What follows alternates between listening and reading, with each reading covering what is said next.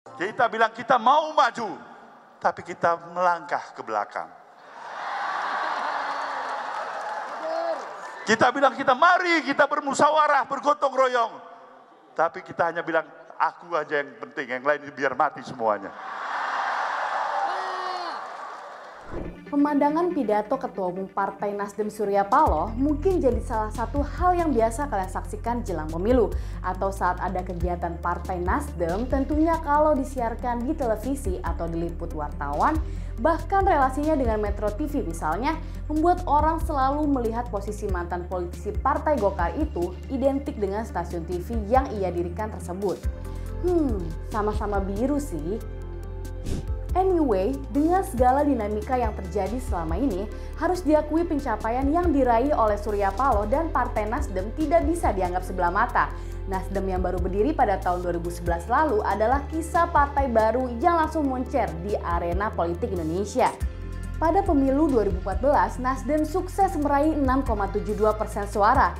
Jumlah itu naik signifikan di pemilu 2019 dengan 9,05%. Nasdem kini sukses jadi partai terbesar kelima dan sukses menempatkan kader-kadernya di pemerintahan. Terlepas dari narasi bantuan misalnya yang disebut-sebut terjadi dengan PDIP soal jatah kursi menteri di periode kedua pemerintahan Presiden Jokowi, Nasdem memang selalu berhasil menarik perhatian publik. Yang terbaru adalah terkait wacana konvensi partai untuk mencari kandidat calon presiden yang akan dipasangkan untuk Pilpres 2024. Yes, Nasdem mau bikin konvensi.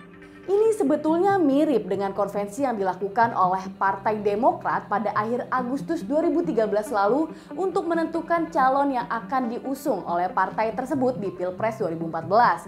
Walaupun konvensi tersebut gagal menghasilkan calon yang benar-benar diusung di Pilpres, model seleksi kandidat lewat konvensi tersebut tentu menjadi ide yang segar untuk demokrasi Indonesia. Tentu pertanyaannya adalah akankah konvensi Partai Nasdem kali ini berakhir sebaliknya? Konvensi itu sebetulnya apa sih? Kemudian, akankah strategi ini membuat Nasdem kembali menyodok ke tingkatan teratas posisi partai besar di Indonesia seperti yang terjadi di dua pemilu sebelumnya? Sebelum kita lanjut, jangan lupa subscribe dulu ya. Kalian juga bisa mendaftar jadi member Pinter Politik dan dapatkan konten-konten eksklusif dengan klik tombol join di bawah ini. Dan buat yang berminat untuk membeli e-book Pinter Politik, jangan lupa kunjungi toko Pinter Publishing di Tokopedia, Bukalapak, Shopee, dan semua toko online lain favorit kalian. Link selengkapnya juga bisa kalian cek di kolom deskripsi. Back to the video, mari kita mulai.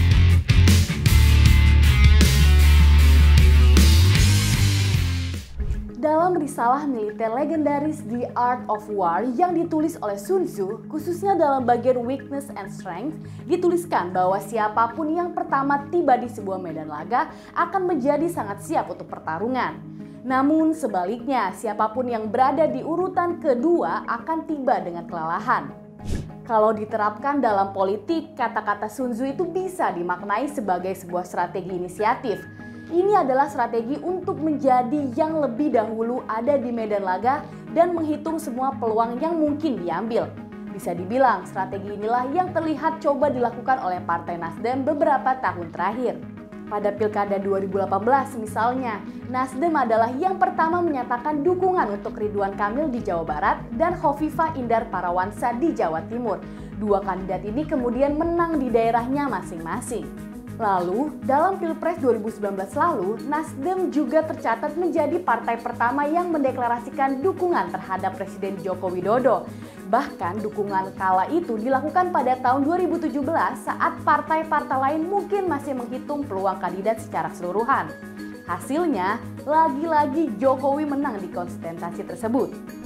Dan yang terbaru, seperti sudah disinggung sebelumnya, Nasdem menjadi partai pertama yang sejak jauh hari telah memutuskan untuk menggelar konvensi yang bertujuan untuk memilih kandidat capres yang diusung untuk Pilpres 2024. Konvensi parpol sering terdengar utamanya di politik Amerika Serikat. Dengan sistem kepartaian di sana, sederhananya parpol di AS menjadikan konvensi untuk menyeleksi secara internal para kandidat presiden dan wakil presiden sebelum secara resmi diusung ke lembaga penyelenggara pemilu.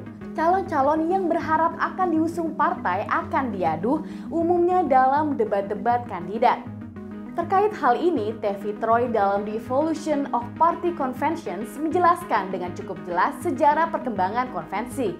Menurutnya, esensi konvensi ialah demi partai yang lebih kuat dan aktif dalam aspek perencanaan dan koordinasi jelang konsultasi elektoral. Dalam sejarah politik Indonesia, konvensi pertama kali dilakukan oleh Partai Golkar di saat kepemimpinan Akbar Tanjung pada periode 1998 sampai 2004. Ini memelopori mekanisme perekrutan kandidat presiden secara terbuka. Tak hanya Golkar, seperti sudah disinggung sebelumnya, konvensi juga sempat dilakukan oleh Partai Demokrat pada tahun 2014, sekalipun tidak berhasil. Menurut Direktur Eksekutif Sugeng Sarjadi Syndicate, Ari Nur Cahyo, kelebihan konvensi ialah dapat mencegah politik dinasti dari parpol. Selain itu, konvensi pun bisa mengembalikan citra partai di mata khalayak dengan munculnya tokoh-tokoh yang benar-benar diharapkan. Ide konvensi juga dinilai dapat mengubah sistem pengembalian keputusan di tubuh parpol dari tendensi sentralistis menjadi demokratis. Bisa dibilang tujuannya cukup positif lah. Kemudian pertimbangan Nasdem mungkin dapat dilihat melalui konsep cost and benefit analysis dari tulisan Nick Buter yang berjudul The Politics of Cost Benefit Analysis. Buter menjelaskan bahwa aktor politik baik partai maupun politisi idealnya menimbang kerugian atau cost dan keuntungan atau benefit dalam memutuskan tindakan politik mereka. Kalkulasi ini dilakukan agar partai politik dapat mencapai tujuan politiknya dengan menimbang keputusan dan tindakannya. Bisa dibilang benefit dari konvensi adalah dapat menjaring kandidat-kandidat yang potensial. Katakanlah nih misalnya Anies Baswedan, Ridwan Kamil, dan Ganjar Pranowo yang jadi para kepala daerah dengan elektabilitas terbaik mau ikut konvensi Nasdem. Maka efeknya akan positif pada citra politik Partai Nasdem sendiri. Selain itu, siapapun yang memenangkan konvensi bisa secara tidak langsung dilekatkan dengan Nasdem. Sebagai partai yang tak punya kandidat potensial, strategi konvensi ini tentu menguntungkan karena mereka punya peluang mengikat kandidat dengan embel pemenang konvensi Partai Nasdem. Persoalannya adalah tinggal apakah kandidat yang bersangkutan bisa ditawarkan ke partai lain untuk didukung bersama. Ini mengingat perolehan suara Nasdem pada Pileg 2019 hanya 9,05%, sehingga tidak bisa sendirian mengusung capres. Benturan juga akan terasa karena partai-partai lain pasti punya kandidat yang akan diusung dari sisi mereka. Kemudian ketika Nasdem harus berkoalisi dengan partai lain untuk memenuhi ambang batas presiden, mereka juga akan menghadapi tantangan jika kandidat yang memenangkan konvensi tidak disetujui oleh partai lain. Walaupun demikian, strategi konvensi ini perlu membuat partai-partai lain waspada, terutama partai-partai besar.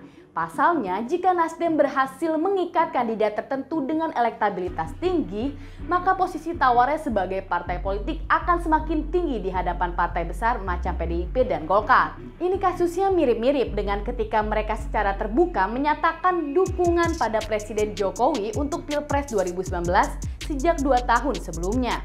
Apapun itu, membaca strategi Nasdem ini dari kacamata Sun Tzu mungkin akan memberi kita perspektif baru bahwasanya partai ini punya perencanaan yang panjang terkait strategi politik yang akan diambil. Jangan heran jika di pemilu 2024 mendatang, Nasdem tiba-tiba bisa menyodok masuk ke posisi 3 besar teratas. Nah, lalu bagaimana buat kalian? Akankah konvensi Partai Nasdem ini membuahkan hasil? Berikan pendapatmu. Terima kasih telah menyaksikan video ini. Jangan lupa untuk patuhi protokol kesehatan dan pakai masker kalau keluar rumah. Jika kalian punya saran atau masukan, bisa tinggalkan di kolom komentar. Jangan lupa juga untuk like dan share video ini, serta kunjungi pinterpolitik.com untuk dapatkan berbagai artikel dan analisis keren seputar politik terkini. See you guys next time, bye!